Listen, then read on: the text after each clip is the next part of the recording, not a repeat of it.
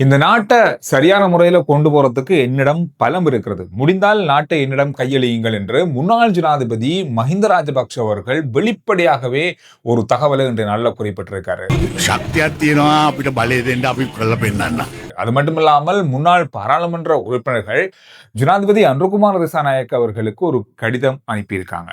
வருகின்ற 24 மணித்தியாலத்துல ஈரானும் அமெரிக்காவும் ஒரு முக்கியமான ஒப்பந்தத்துல கையெழுத்திட போறாங்க என்பதை பாகிஸ்தானுடைய பிரதமர் குறிப்பிட்டிருக்காரு. இந்த மாதிரியான செய்திகளை தான் சுருக்கமா இந்த வீடியோல பார்க்க போறோம். உடனுக்குடனான சுருக்கமான விரைவான செய்திகளை நீங்க அறிந்து கொள்ள ஆர்ஜே சந்துரு வாட்ஸ்அப் சேனல் இருக்கு. சுருக்கமான செய்திகள் உடனே உங்களுக்கு வரும்.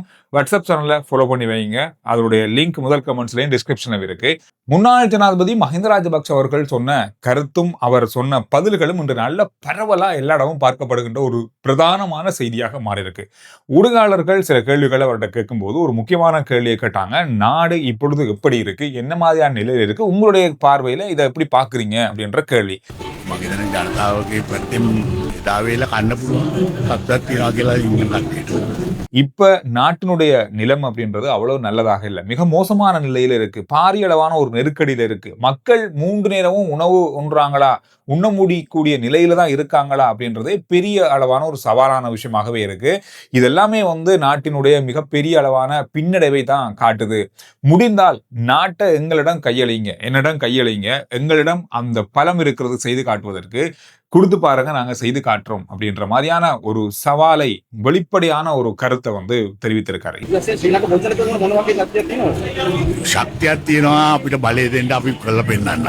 இது பரவலாக என்று பார்க்கப்படுகின்ற ஒரு செய்தியாக மாறி இருக்கிறது. கடந்த நாட்கள்ல முன்னாள் ஜனாதிபதி மஹிந்த ராஜபக்ஷ அவர்களுடைய பதில்கள் வேற மாதிரி இருக்கு. இந்த மாதிரியான கேள்விகளையும் கடந்த நாட்கள்லையும் ஊடகங்கள் கேட்டிருக்காங்க. அன்ன நேரம் அவருடைய பதில்கள் என்னிடம் கேட்கறத விட நீங்க மக்களிடையே கேளுங்க, அவங்களே இதுக்கு பதில் சொல்லுவாங்க. இந்த மாதிரி தான் இருக்கு, இப்படி ஒரு குறைபாடு இருக்கு, இந்த மாதிரியான விஷயங்களை தான் கருத்துக்களா சொல்லியிருந்தாரு. ஆனால் கடந்த நாட்கள் அவருடைய கருத்துக்கள் நாடு எங்களிடம் கொடுக்கப்பட்டால் நாங்கள் அதை செஞ்சு காட்டுவோம் அப்படின்ற மாதிரியான வெளிப்படையான தகவல்களையும் கருத்துக்களையும் சொல்லிக் கொண்டிருக்காரு. அந்த வகையில இன்றைய நாள்ல அவருக்கு தெரிவித்த இந்த கருத்தும் ஒரு பெரிய அளவாக பேசப்படுகின்ற கவனிக்கக்கூடிய விஷயமாக மாறி இருக்கு.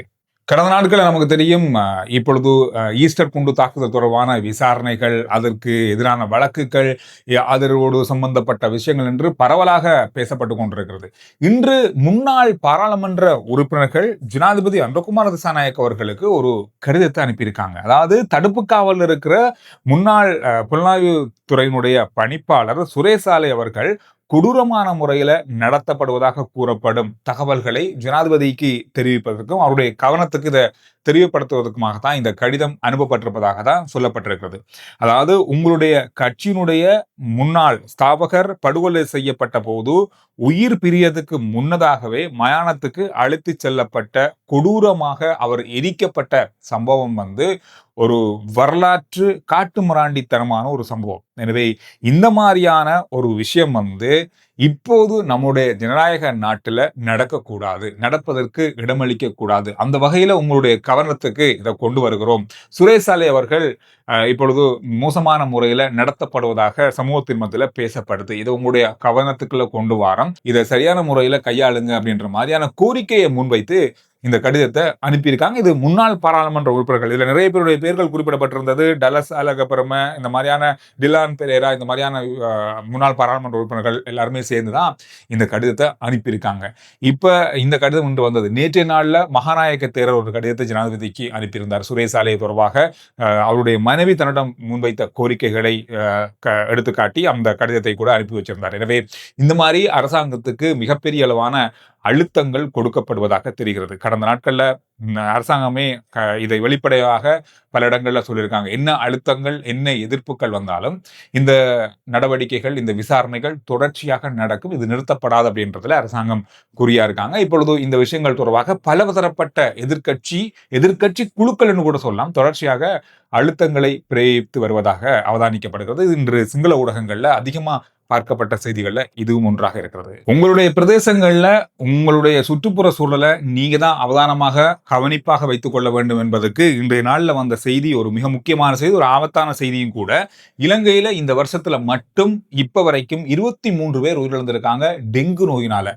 அண்மைய தரவுகள் அடிப்படையில், இந்த கிழமையில வந்த தரவுகள் அடிப்படையில இதுவரைக்கும் 40,000க்கும் அதிகமானவங்க பாதிக்கப்பட்டிருப்பதாகவும், இப்பொழுது வைத்தியசாலையில 5,000க்கும் அதிகமானவங்க அனுமதிக்கப்பட்டிருப்பதாகவும் சொல்லப்பட்டிருக்கு. இப்படியே போனா வைத்தியசாலையே காணாத அளவு கூட இருக்கு. இது கட்டாயம் இதை ஒரு முக்கியமான விஷயமாக எடுத்துக்கொள்ள வேண்டியது கட்டாயமானதாக சொல்லப்படுது. கடந்த நாட்கள்ல இருந்து டெங்கு ஒழிப்பு நடவடிக்கைகள் ஒவ்வொரு இடங்கள்லையும் வீடு வீடாக சென்று பரிசோதனை செய்யப்படுறதுல நிறைய இடங்கள் வந்து டெங்கு பரவுவதற்கான சூழல் தான் இருப்பதாக கண்டுபிடிக்கப்பட்டிருக்கு. இது பெரிய ஒரு ஆபத்தான நிலையை உருவாக்கி இருப்பதாக சொல்லப்படுது. எனவே உங்களுடைய இடங்களை சுத்தமாகவும் எந்த மாதிரி இருக்கு அப்படின்றதையும் கொஞ்சம் அவதானமாக பார்த்துக்கொள்ளுங்க.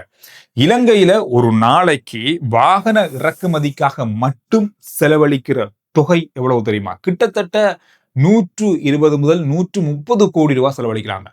இது வந்து பார்க்கறதுக்கு நமக்கு பெரிய தொகையாக இருக்கு. ஆனால் இது கடந்த காலங்களை விட மிக குறைவான தொகை அப்படின்றத அமைச்சர் நிதி திட்டமிடல் பிரதி அமைச்சர் சொல்லியிருக்காரு. அதாவது இது எதிர்பார்த்ததை விட குறைவுதான்.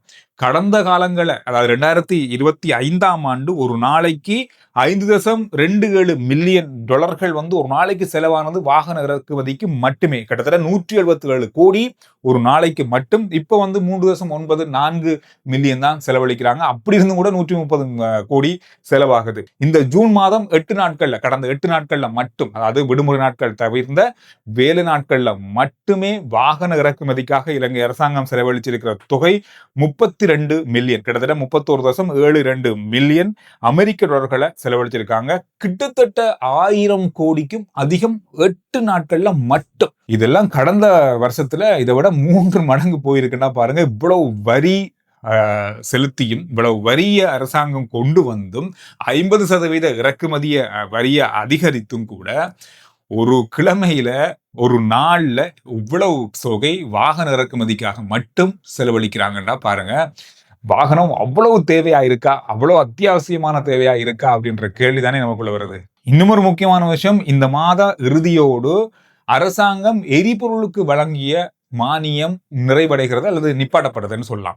இதுக்கு பிறகு எரிபொருள் விலை எந்த அளவுல இருக்க போகுது அப்படின்றதான் இப்ப இருக்க பெரிய கேள்வி. தொடர்பாக இப்பொழுது அறிவிக்கப்பட்டிருக்கு. ஆனா இன்னும் எவ்வளவு அதிகரிக்க போறோம், எப்ப அதிகரிக்க போறோம், அது பற்றிய தீர்மானம் ஒன்றும் இன்னும் எடுக்கப்படலன்னு சொல்றாங்க. ஆனால் நிச்சயமா இந்த மாத இறுதியில, வார மாத ஆரம்பத்துல எரிபொருள் விலை அதிகரிக்கத்தான் போகுது. கடந்த மாதம் உங்களுக்கு ஞாபகம் இருக்கும், ஜனாதிபதி ஒரு குறிப்பிட்ட விஷயத்த சொல்லியிருந்தார். இந்த எரிபொருள் தொடர்பான ஒரு விஷயத்துல சொல்லியிருந்தாரு. எரிபொருளை பாவனை செய்வதை கட்டுப்படுத்துற அல்லது மட்டுப்படுத்துற அளவிலான பலதரப்பட்ட பரிசீலனைகளை நாங்க செஞ்சு வரோம். எனவே இது வந்து இப்பொழுது வருகின்ற நாட்கள்ல அமுல்படுத்தப்படும் சொல்லியிருந்தார். இது வந்து எந்த அளவுக்கு இருக்க போகுதுன்னு சொன்னா, இந்த விலைகள்ல சில மாற்றங்களை கொண்டு வரதுக்கான ஒரு வேலையாக இருக்கலாம். அது ஒரு அதிகரிப்பு கூட இருக்கலாம்னு சொல்லப்படுது. 700 ரூபாய் 800 ரூபாய் கூட போகலாம்னு சும்மா சில இடங்கள்ல எதிர்ப்பு கூறாங்க. எந்த அளவுக்கு அது உண்மையா இருக்க போகுதுன்னு தெரியல. ஆனால் மானியம் நிறுத்தப்பட்டால் நிச்சயமாக 100 ரூபாய்க்கு மேல ஒரு லிட்டருடைய விலை அதிகரிக்க வாய்ப்புகள் இருக்குன்னு சொல்லி எதிர்பார்க்கப்படுது. சர்வதேச ரீதியில ஒரு செய்தி.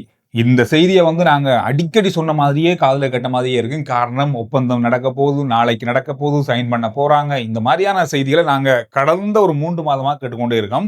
இன்றைய நாள்லையும் ஒரு உடன்படிக்கைக்கு வந்திருக்காங்க ஈரானும் அமெரிக்காவும் என்ற செய்தி சர்வதேச ஊடகம் முழுவதுமே பரவலாக பார்க்கப்பட்ட செய்திதான். ஆனாலும் இப்பவும் கூட 2 பேருக்கும் இடையிலான ட்ரோன் தாக்குதல்கள், அதை தடுக்கிற நடவடிக்கைகள், அதுக்கு எதிர்ப்பு நடவடிக்கைகள், தற்பாதுகாப்பு நடவடிக்கைகள் என்ற பெயர்ல தொடர்ந்தும் தாக்குதல்கள் நடந்து வருவதாக சர்வதேச ஊடகங்கள் செய்திகளை கொண்டு வந்திருக்காங்க.